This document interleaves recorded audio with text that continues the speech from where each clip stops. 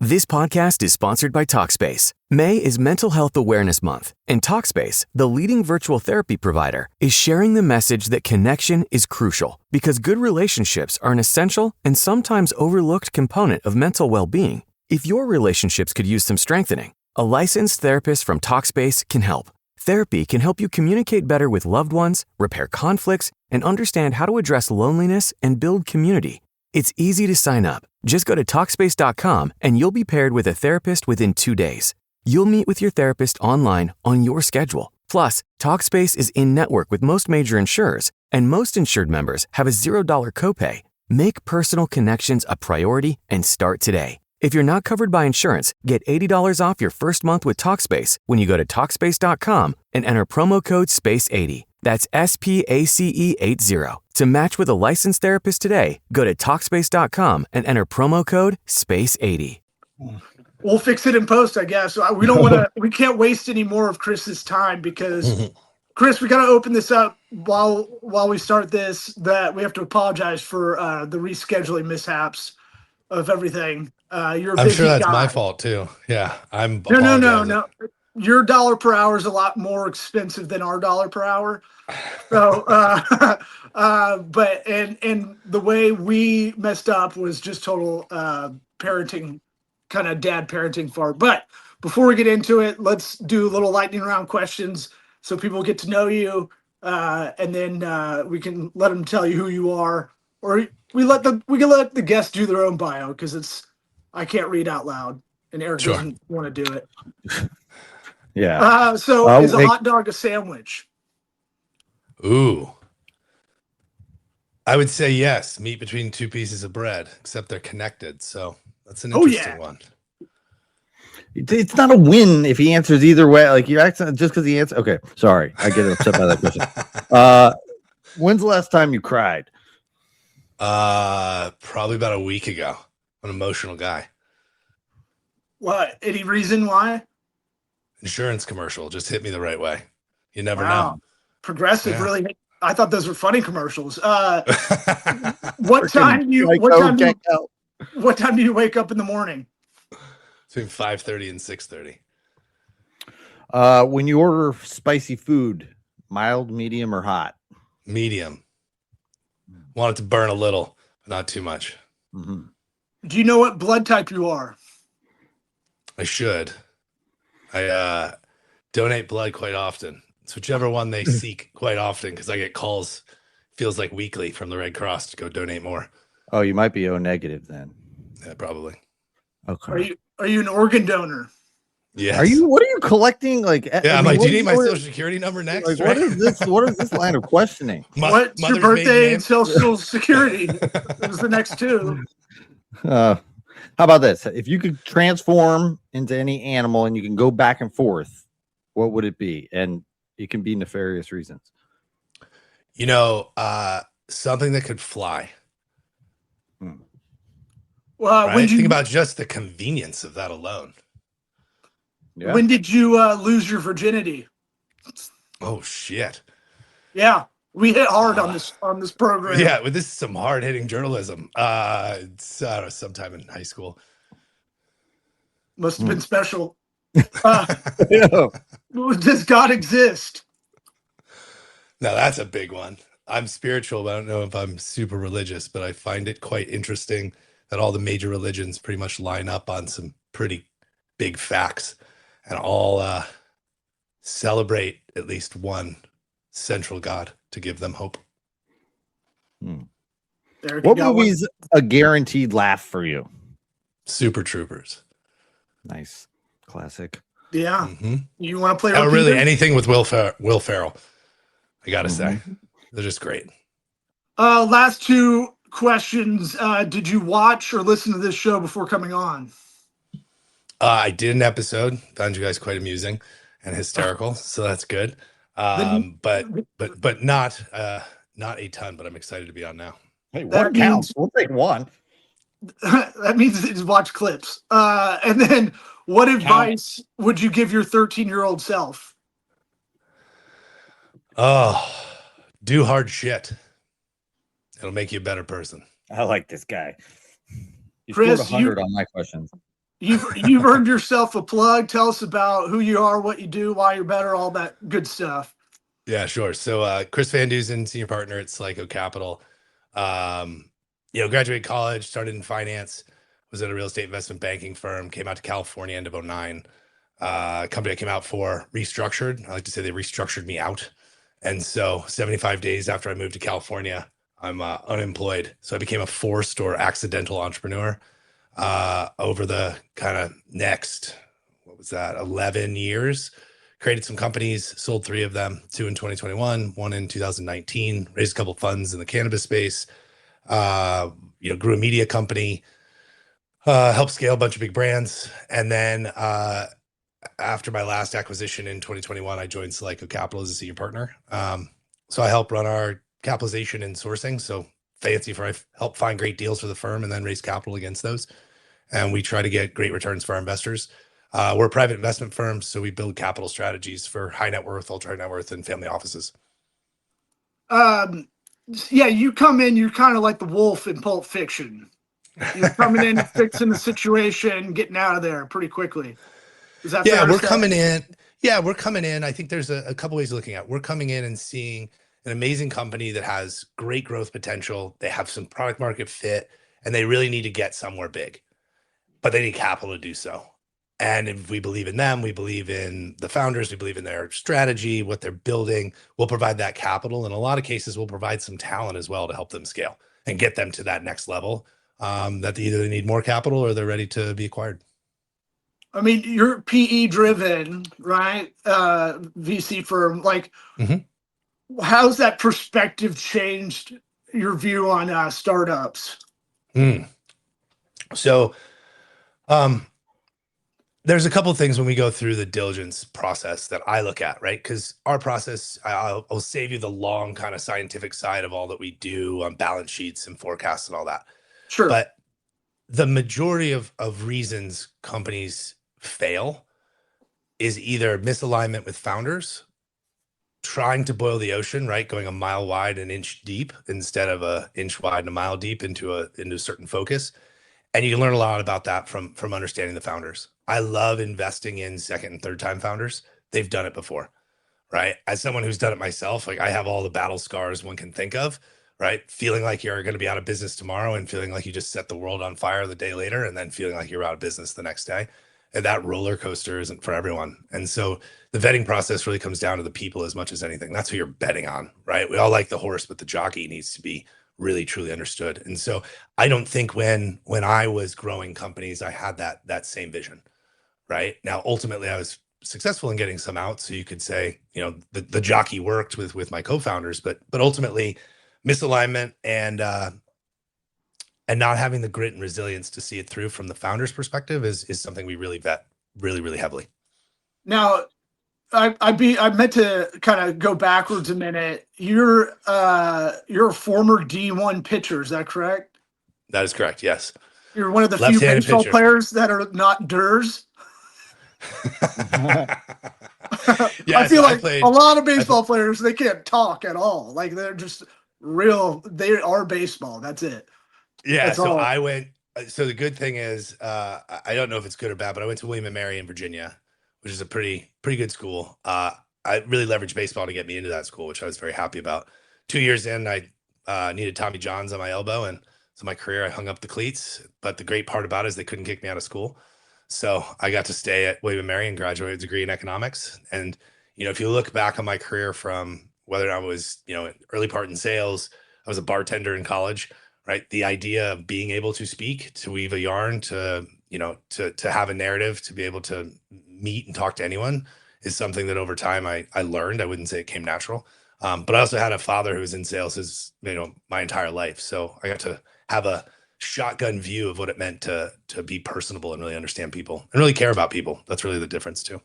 Bartender in college is the best job, especially on a slow night when you can just kind of actually have casual conversation, but it does help that muscle. But wait, so you're a D1 pitcher that, what do you feel, how do you feel about the NIL kind of the economics of that? Because my thought is they opened the gate. They made it too free market too quickly, and now we're in this weird kind of era, and you can't go backwards. No, you can't. I think you put some regulation around it from the top, from the school and the booster level and what they're doing on, building these conglomerates. But you're right, the cat's out of the bag. And, I remember, we could sign autographs when we were in town doing little signings, but you couldn't have any form of compensation because it would break NCAA rules. The interesting thing is there's such a high concentration in NIL, right? Around football, basketball, things like that. I've talked to a lot of individuals still involved with college baseball, and unless you're top 20, top 30 in the country, there's really not much for you in the NIL. I'll make the joke. Maybe I'd get some free meals at a restaurant or go to an autograph signing at a car dealership, but there's not much more that would have happened, in my case, if it was around today. So for a lot of sports, it's not as impactful as you would think. But certainly when you look at certain kids who are making decisions whether or not to go to the draft versus staying an extra year in school, and making $4 or $5 million to stay in school versus getting, their signing bonus and their salary, it's definitely changed. And it's changed the way that I think all teams are running how to build their teams, because now players are going for the most amount of money. There's no kind of, I'll say, coach or team loyalty across the board. So it's put a lot of pressure on the schools. You co-founded. How hard was your fastball? I want to. Yeah. What was your pitch? Yeah, high 80s in the late 90s. I want to know what kind of pitcher you were. Yeah, so I was throwing high 80s in the late 1990s, so 96, 97, 98. But yeah, high 80s, that was something from a left-hander back then. Now with velo training and all these guys, man, throwing 98 in high school, it's not me, man. Yeah, I mean, you got to learn to jump. You're looking good for your age. The traps barely fit in the screen on my end, so they're kind of touching the bottom of your ears if anybody's listening. But you co-founded OSDB with Aaron Rodgers. So I'm on the board. I didn't co-found on the board. Aaron. Sorry, on the board. But we invested. No. We invested. What do people? Great company. I think he's kind of made a pariah, and I just think he's just a little left of center. What could you say about him that people are getting wrong? He's not what you think of him. I've been able to spend a little bit of time with him. He's a great, sincere, awesome, engaged individual. So I have not one negative thing to say. He's got a bad rap. I think he's just saying a lot. I mean, almost feel like if he would have said a lot of the controversial stuff he said, like now, it would be not even a big deal. But like people just immediately, it's not exactly what everybody wants to hear. So if he's a weirdo, I mean, I don't get it. No. Look, news sells.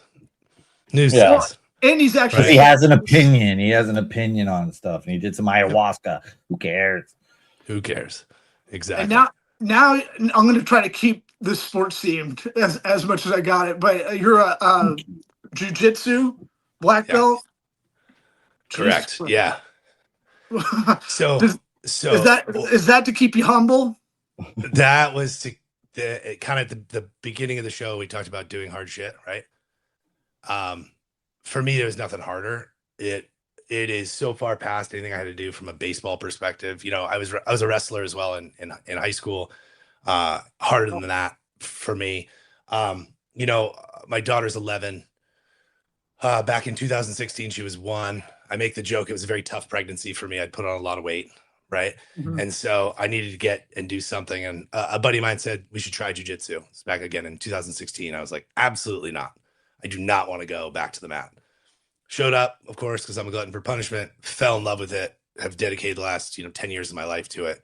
Got my black belt in June of 24.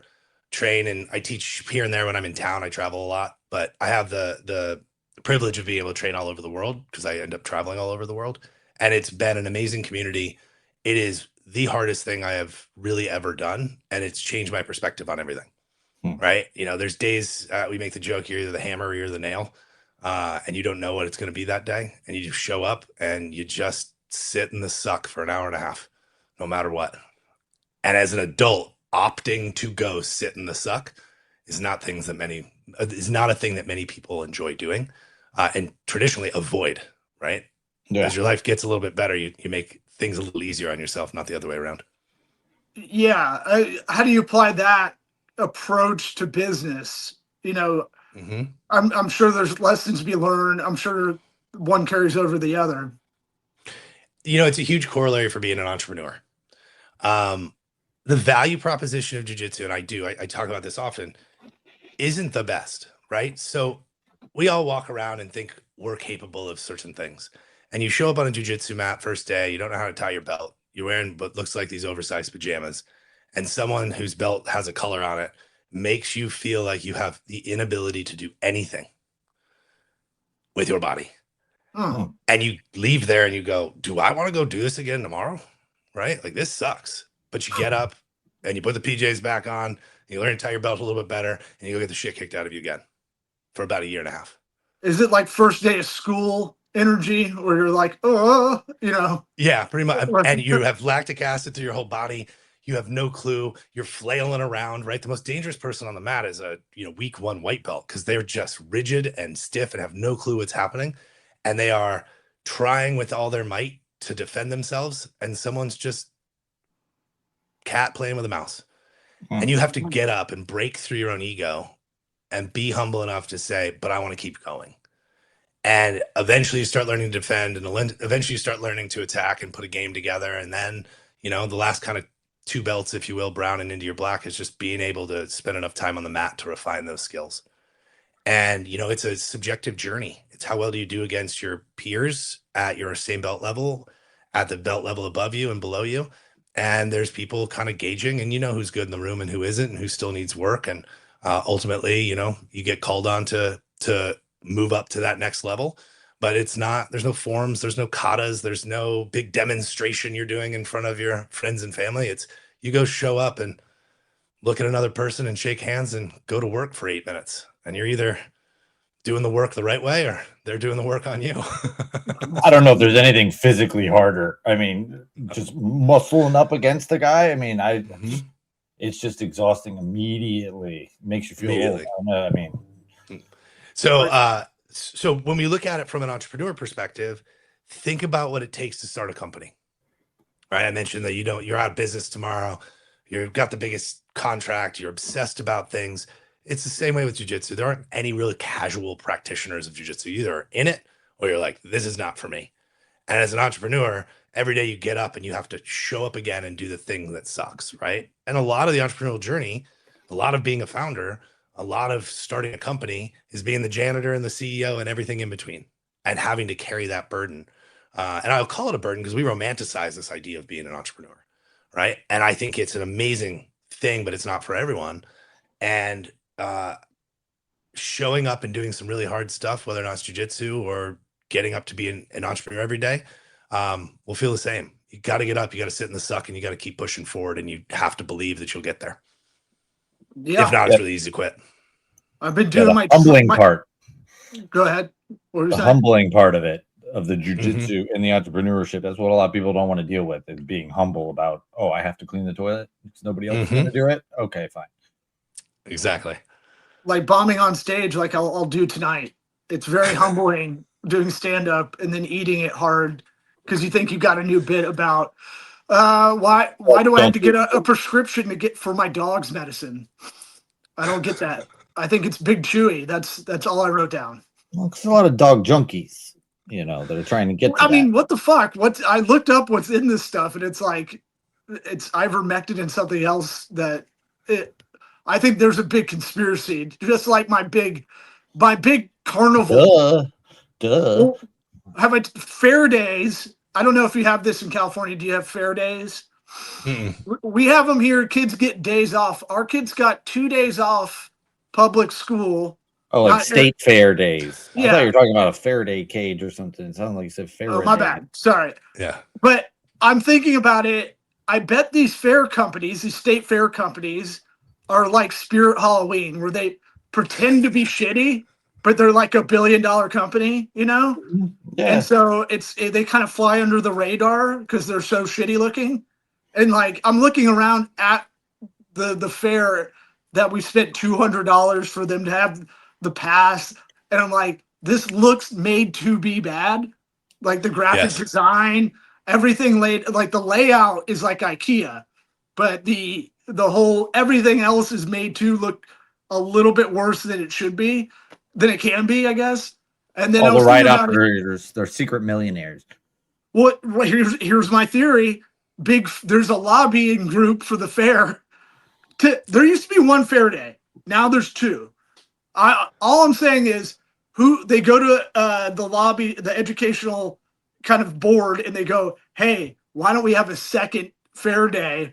And then they go, well, cool, because we don't want to show up either. So then the kids get off for a day, and Big Fair gets a lot of money. Probably Think backed by about the teachers, all the teachers unions probably backing that shit. That's what I'm saying. The teachers don't want to go. Yeah, They're like, yeah, we'll take a day off. make whatever. it 3. Right.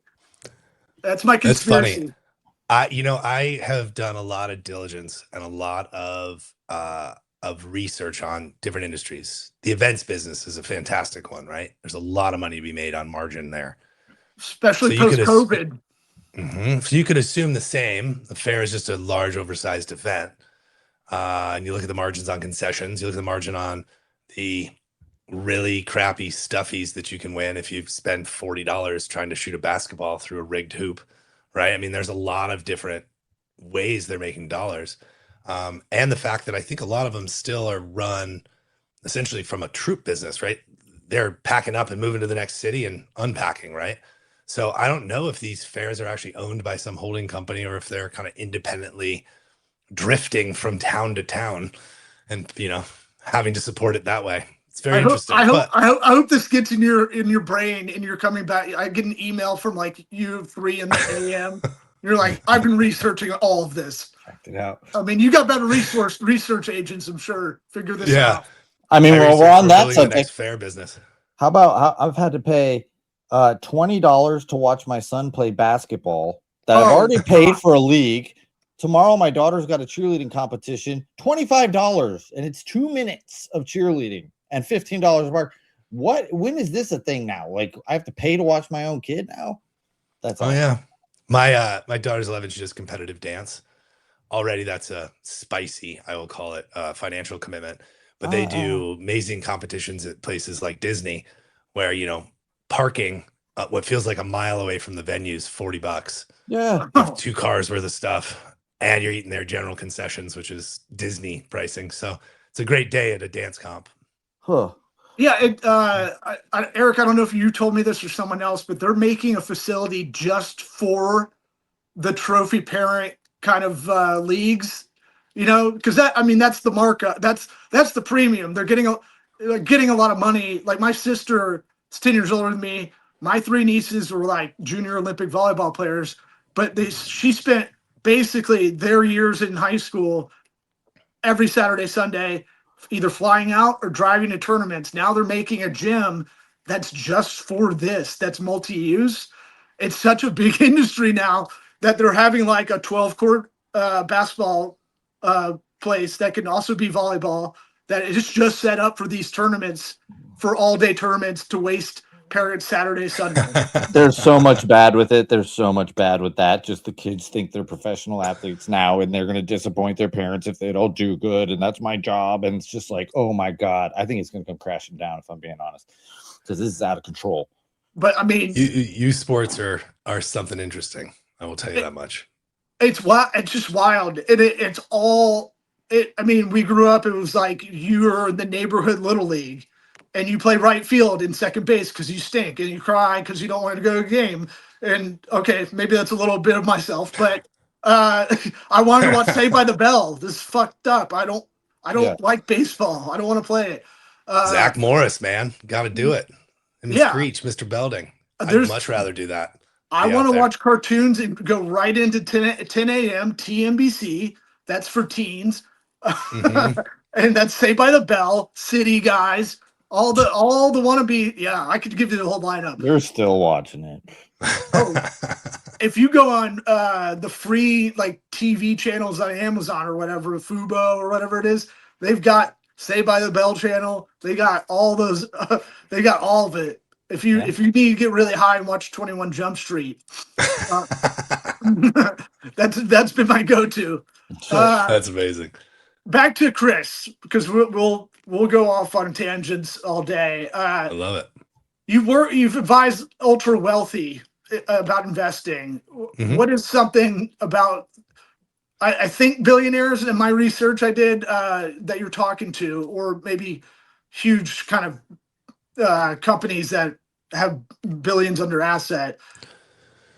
Yeah. So What just like the Aaron Rodgers kind of question, what wouldn't we know about that world? there's a couple things. One, they're always looking for opportunities to deploy capital in different ways. So there's the old saying, have money, make money, right? If you don't have any, it's really tough to make. And you're limited on what you can do. And why I say that is, you have your traditional 401ks, you have your money managed, right? When you get up to be what they call a accredited investor, you have a certain amount of assets, right? It opens up these alternative assets, right? Could be oil, natural gas. It could be a REIT, right? A real estate investment trust. These are all things that could still be done by your financial planner. Then you have companies like us who are able to bring these independent or privately held companies that need growth capital. And traditionally, you're investing to be on the capitalization table, right? To be one of the owners of the company. And the risk profile is naturally higher than, a bond or, investing in Apple. But so too could be your return, right? We may underwrite a deal for 8 to 10x your money in 5 to 7 years. That's a really good return, right? But the risk is they don't execute what they're supposed to in that time. And so when you have a quantum of dollars that you have as a wealthy individual or family office, you're going to do all the normal things of, understanding your portfolio and building in a bunch of hedges and building in a bunch of things so that you can make sure you have wealth preservation. But sometimes they'll look at allocating a small to medium amount of dollars into wealth creation. And that would be more similar to the type of deals we're going to do on the alternative side. Now, I'm not a financial planner. That's not what I do. This isn't financial advice. But traditionally, you're going to look in a small portion of your assets should be in higher risk, higher return type products or type companies. And what's also funny is when you look across the spectrum of investors at that level, a lot of them have created their own businesses, right? And sold them. And that's why they have these dollars. And a lot of them want to pay it forward. And they can pay it forward by being an angel investor, an early stage one, and then helping, right? That's what a lot of individuals do. They sell a company and then they want to find great other entrepreneurs they can help support with capital and then their resources or their network or whatever it might be, and certainly make a return off doing that. And then there's others that just say, look, we sold our company. We want to be passive investors. We like you as a manager who's found these companies and these opportunities, and we believe in what your thesis is, so we'll invest alongside you. And that's really where we come in, is the invest alongside. So we'll find great companies. We'll make a financial commitment to them that we'll step in. Traditionally, we join the board, and then we go out to our investors and we explain to them what the deal is and see if they want to invest alongside of us through one of our deals. How many entities are you either on the board for or are you involved in currently? Personally, on behalf of Slico, 6 of our portfolio companies I'm on the board of. And those 6 are 6 that I believe, all but one of them I originated and brought into the firm. So, wrote the thesis for why we should invest. We approved it through our allocation committee, and then I joined the board and we funded. How Dennis do you Rodman getting them boards? Jeez. Yeah. How do you avoid burnout? Okay, big question. There's a guy, he does a ton of podcasting, but I love his statement, so I'll give him credit. Scott Galloway does a lot. He's got his own podcast, and he's probably said the best line, which is, you can have it all, but not all at once. So typically why people get burnout is they're trying to do everything. This idea of a balanced life is attainable, but just not always in balance. Right. So there's seasons, and if it's a season of work, it's a season of work. Something's got to give. Maybe that's relationships with friends at the same level you were having. Maybe it's a hobby. Maybe it's sacrifice travel, which is sacrificing part of your time with your family. All of those things, you have to understand what season you're in. Right. I'm in the middle of bringing a deal to market. When this is finished, I'll be able to take a breath, which means I won't be traveling, which means I'll be home more, spending time with family. And that's where that piece comes back up, right? And I think avoid burnout is just understanding what you're capable of and what's most important in that window of time, and not being too hard on yourself that you have to be everything for everyone all the time, including yourself. And that also means health. I think most people hear work-life balance and they think every day I have to do this much work and it has to be balanced every day. But I haven't really heard it put that way, where it's like, no, you're going to be spending a lot of time doing work, but then you catch it up on the backside. I like that. Yeah, and you see it more like a campaign. You said season, so it's kind of like it has a finite. Okay, this is going to be the trudge kind of couple months. During the summer, I'll be able to go to cheerleading competitions a lot more for fun. Yeah, that's where parenting fun time is. Exactly. Yeah, that's interesting. I haven't heard it because I think part of the problem also is it seems like it's in perpetuity when you're stressed. Like this will be this way forever. And it usually, unless you're not ever looking at what's going around, you'll burn out and it won't be, or you'll figure it out. Exactly. I think I ran out of my questions. Eric, you got anything? Unless you want to talk I prepared. more I baseball. want some credit for preparing. By the way, we don't do that on the show ever. So I wrote new questions. I wrote new lightning round questions. You still asking, is the hot dog a sandwich? Come on, bro. Okay, that's it. That's all you got. Yeah, I didn't. Chris, are you promoting anything specific, or just coming on to come on? Just coming on to come on. Yeah, I mean, generally have questions about Slico, what we do. You can find it at our website, or I'm on all the socials, if you will, as well. So happy to chat with any of your listeners if they ever want to learn more about what we do. How'd you come up with? I might have somebody for you to talk to, Chris. I'll let you. Oh, amazing. How'd you come up with the name? Because I keep hearing Psycho. Yeah, me too. It's awesome. Psycho Capital. Yeah. Slico. So I joined the firm in January 22. The firm was founded in 2017. And the co-founders, like every co-founders, try to figure out what they want to call it. And one thing about our firm is it's not one of those, professional services firms that's, Brown and Brown Associates, right? No one wanted last names. Right. And then if you look, you can go to like a venture firm generator and it's BlackRock, Blackstone, Riverwalk, Riverstone, Stone River, right? Evergreen Capital. I've done the branding process, and they go, we can't have the name of another capital, anybody that's a PE or capital after it. Exactly. Well, there goes almost every Latin root word I can use. So exactly. Right. So what became funny is the firm's actually headquartered out of Birmingham, Michigan, which is about an hour north of Detroit. And there's a big thing called the Eastern Market. It's a big fair, right? Back to what you were talking about. Come back around, right? And when these entrepreneurs would come in to pitch, big pharma, biotech companies, just these high tech, crazy, amazing deep tech opportunities, one of the co-founders would look at him and be like, honestly, man, I don't know what you're talking about. Break it down for me like you're selling a tomato at the Eastern Market. And so as they started to figure it out, right? Take really hard things, make it simple. That's one of our big values. Is if you look up the genus and species name for tomato, it's the first 4 letters of the first word and the last 2 letters of the second word, the first 2 letters of the second word put together. So in some ways you'd call us tomato capital, or it's a good story where it's easy things hard and Slico is a made up word. It has a story behind it. Yeah. I like that. And it has the Latin root. Well, appreciate you coming on. If there's anything else to tell the audience, let it, forever go now. What? I don't know what I'm trying to say. Forever hold your peace. Yeah, that's what I'm saying. Yeah, happy to reach out.